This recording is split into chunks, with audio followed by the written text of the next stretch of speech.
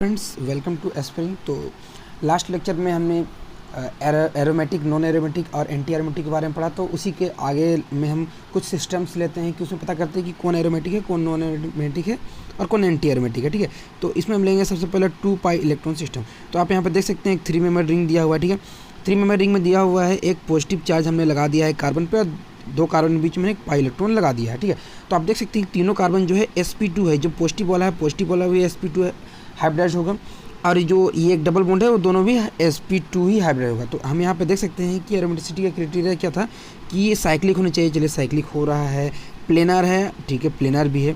और तीसरा चीज़ है कि तीनों जो है कंजुगेशन में है। ठीक है, कॉन्जुगेशन में है।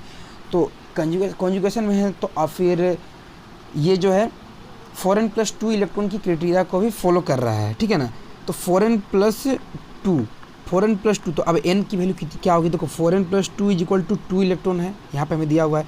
तो 4n = 0 और n = 0, मतलब ये हकल रूल को फॉलो कर रहा है। ठीक है, तो ये हमारा कंपाउंड एरोमेटिक हो गया।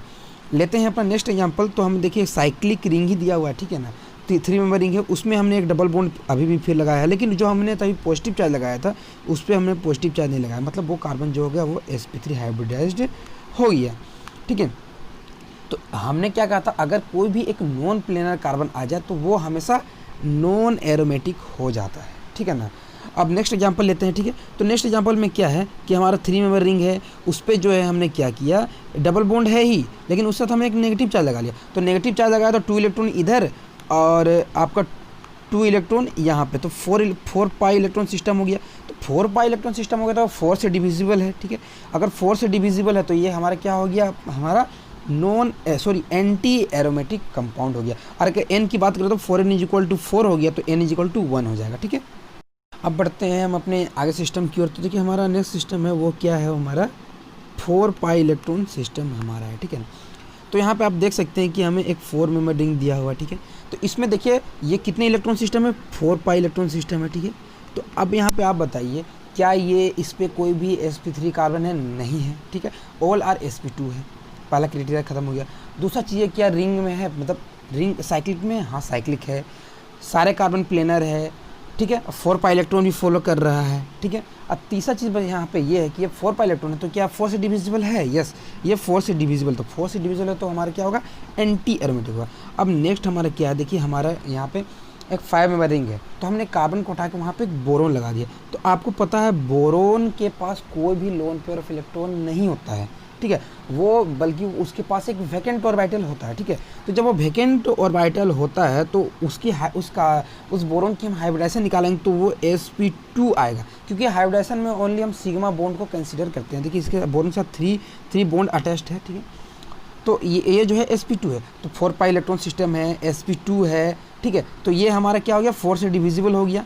ठीक है, तो ये 4 से डिविजिबल हो गया तो ये हमारा एंटी एरोमेटिक कंपाउंड हो गया। ठीक है, अगर हम नेक्स्ट एग्जांपल की बात करें अपने हम, तो नेक्स्ट एग्जांपल क्या है, देखिए हमारा एक इंपॉर्टेंट क्वेश्चन है यहाँ पे। देखिए एक हमारा रिंग दिया हुआ, 5 में रिंग दिया हुआ, उसमें हमने कार्बन लगा दिया। ठीक है, तो जो कार्बन लगाया है वो तो देखिए अब वो sp3 है। ठीक है, अगर वो sp3 है तो फिर जहाँ भी sp3 आएगा तो वो नॉन एरोमेटिक हो जाएगा। ठीक है, अब यहाँ पे फिर वही बोरोन का एग्जाम्पल अभी देखा तो ये एंटी एरोमेटिक हो जाएगा। अब यहाँ पे देखिए एक चीज़ क्राइटेरिया आप हमेशा याद रखिएगा कि अगर कोई भी एटम या फिर कोई भी एलिमेंट जिसके पास लोन पेयर ऑफ इलेक्ट्रॉन है, ठीक है ना, अगर वो लोन पेयर ऑफ इलेक्ट्रॉन वाला जो भी है एटम है वो अगर डबल बॉन्ड से अटैच्ड है तो ये हमेशा याद रखिएगा कि उसका जो इलेक्ट्रॉन है कभी भी डीलोकलाइजेशन में नहीं जाएगा। तो क्योंकि देखिए यहाँ पे nitrogen pass lone pair of electron, लेकिन वो डीलोकलाइजेशन में नहीं जाएगा।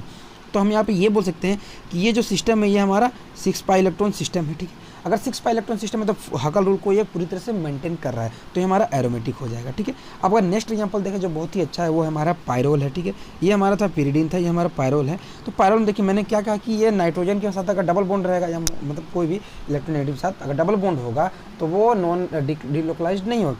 लेकिन यहाँ पर जो नाइट्रोजन है उसका जो इलेक्ट्रॉन है, सॉरी इलेक्ट्रॉन नहीं, वो जो है कोई डबल बॉन्ड से अटैच नहीं है, तो वो जो है वो डीलोकलाइज्ड, मतलब वो जो है आपका रेजोनेट कर सकता है, तो वो रिंग में रेजोनेट कर सकता है, पूरी तरह रिंग में वो फैल सकता है। ठीक है, तो मतलब अगर हम क्राइटेरिया को देखें तो जो नाइट्रोजन भी है वो sp2 हाइब्रिडाइज हो जाएगा इस कैरेक्टर से। अगर वो sp2 हाइब्रिडाइज होगा तो हम यहाँ पे ये बोल सकते हैं कि जो नाइट्रोजन का इलेक्ट्रॉन है वो भी आपका एरोमेटिक के कैरेक्टर में आएगा। तो ये हमारा 6 पाई इलेक्ट्रॉन सिस्टम हो जाएगा। 4 पाई तो हमारा रिंग में था और ये नाइट्रोजन का 2 इलेक्ट्रॉन, तो 6 पाई इलेक्ट्रॉन सिस्टम हो जाएगा। तो ये हमारी ये एरोमेटिक हो जाएगा। अगर हम नेक्स्ट एग्जांपल ले तो देखिए हमें 4 में रिंग है, ये एग्जांपल हमने पहले देखा था कि ये 4 पाई इलेक्ट्रॉन सिस्टम है, ये एंटी एरोमेटिक हो जाएगा। ठीक है, अगर हम बात करें एक देखिए हमें एक 7 मेंबर रिंग दिया हुआ है, उस पर एक पॉजिटिव चार्ज दिया हुआ है, तो जो जिस कार्बन पे पॉजिटिव चार्ज वो sp2 हाइब्रिडाइज होगा। ठीक है, कोई दिक्कत नहीं है। तो मतलब हम यहाँ पे बोल सकते हैं कि हमारे जितने भी कार्बन है वो सभी प्लेनर है, साइक्लिक भी है, प्लेनर भी है। अब तीसरा क्राइटेरिया क्या है कि वो देखिए वो 1 2 3 मतलब 6 पाई इलेक्ट्रॉन सिस्टम है। अगर 6 पाई इलेक्ट्रॉन सिस्टम है तो वो हमारा हकल रूल को क्या कर रहा है, फॉलो कर रहा है। हकल रूल को क्या कर रहा है, फॉलो कर रहा है। मतलब ये कंपाउंड जो हमारा एरोमेटिक हो जाएगा। अब बात करते हैं होमो एरोमेटिक कंपाउंड। तो होमो एरोमेटिक कंपाउंड किसको कहते हैं? देखिए अगर हमारे पास एक रिंग है, ठीक है, उस पर अगर एक पॉजिटिव चार्ज आ जाता है, ठीक है, और पॉजिटिव चार्ज साथ एक sp3 कार्बन हमारे पास वहाँ पे अगर प्रेजेंट हो जाता है, तो मैंने क्या कहा था शुरू में लेक्चर में कि कोई भी कंपाउंड एरोमेटिक होना चाहता है, ठीक है ना, सबसे फर्स्ट क्राइटेरिया है वो एरोमेटिक होना चाहता है। तो वो जो sp3 कार्बन होता है वो आउट ऑफ प्लेन चला जाता है, जिसके कारण जो sp3 कार्बन होता है वो आउट ऑफ प्लेन चला जाता है। तो जो बाकी जो इलेक्ट्रॉन सिस्टम हमारे होते हैं वो आराम से डिलोकलाइज्ड हो सकते हैं और वो एरोमेटिक की क्राइटेरिया को मेंटेन करते हैं।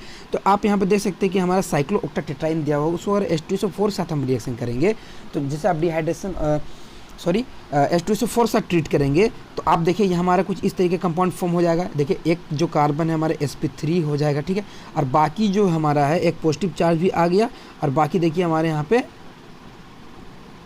बॉन्ड आ गया, बॉन्ड था हमारा। ठीक है, तो यहाँ पे देख सकते तो हमारा ये 6 पाई इलेक्ट्रॉन सिस्टम हो गया। ठीक है, अब देखिए हमारे ये एरोमेटिसिटी कैरेक्टर को ये हार्म हैम्पर्ड कर रहा है। कैसे कर रहा है कि देखिए एक यहाँ पे sp3 कार्बन प्रेजेंट है, तो वो क्या करेगा, वो देखिए यहाँ पे आउट ऑफ प्लेन चला गया।